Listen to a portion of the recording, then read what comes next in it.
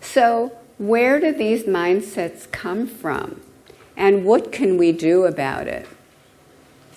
First, I'll talk about praise. At the height of the self-esteem movement, the gurus told us to tell kids how brilliant, talented, special, intelligent they were. And the more you did this, the more they were supposed to have confidence and just float through life as great successes. It failed. Our research shows that praising intelligence backfires, or talent. It puts people into a fixed mindset and makes them vulnerable. We have now produced several generations of young people who are incredibly vulnerable, and you don't want to do that too. So, how do we know this? Let me take you through some studies we did with adolescents, although we've done it with all ages. In those studies, we brought kids one at a time to a room in their school.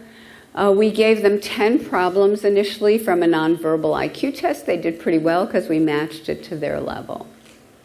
After we scored their problems, each child received one form of praise. Some of them were given intelligence praise. Wow, that's a really good score. You must be smart at this. Others received process praise. Wow, that's a really good score. You must have tried really hard. Now, process praise can be anything about the process the child engaged in. Not just their hard work, but their strategies, the strategies they used, their focus, their progress, and so forth. What happened? First, yes, indeed, praising intelligence put kids into more of a fixed mindset compared to praising process. But the most astonishing thing to me was that praising intelligence instantly made kids into non-learners. How do we know that? We know it because after we praised them, we gave them a choice. What do you want to work on now? We have some problems here that are like things you're good at, so you're sure to do well. We have other ones that are hard. You'll make mistakes, you'll get confused, but you'll learn something important. The majority of the kids praised for their intelligence wanted the task they knew they could lock up. We like to say they didn't want to risk their new gifted label. But the kids praised for the process overwhelmingly chose the hard tasks they could learn from. Their egos weren't on the line. They had nothing to lose. After a difficult trial, we gave everyone a difficult set of problems, and we looked at their resilience. Those praised for intelligence had very little. They quickly lost their confidence because if succeeding meant they were smart, struggling meant they weren't. They stopped enjoying the task. And even when we went back to the easier problems, their performance suffered. But not so the kids praised for process. When we gave them a set of difficult problems, they saw they were difficult. They knew they'd have to learn how to do them, so they maintained their confidence.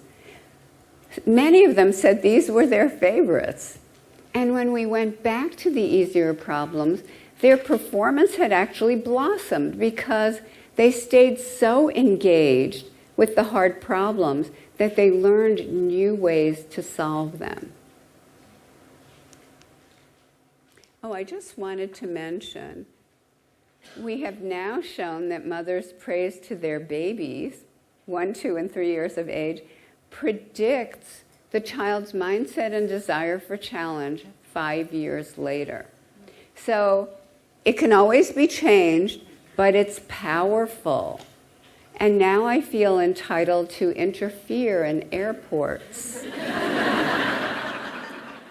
And I have. So what should we praise? We talked about effort, struggle. How many of you come home at the end of the day and say things like, honey, I've had a fabulous struggle? Very few, right? But why not? It means we worked hard for something we value. Why don't we go around the dinner table and say, who's having a fantastic struggle? What are you struggling with? What are we going to struggle with next? I worked recently with a very large Silicon Valley company that probably you use them every day when you look something up.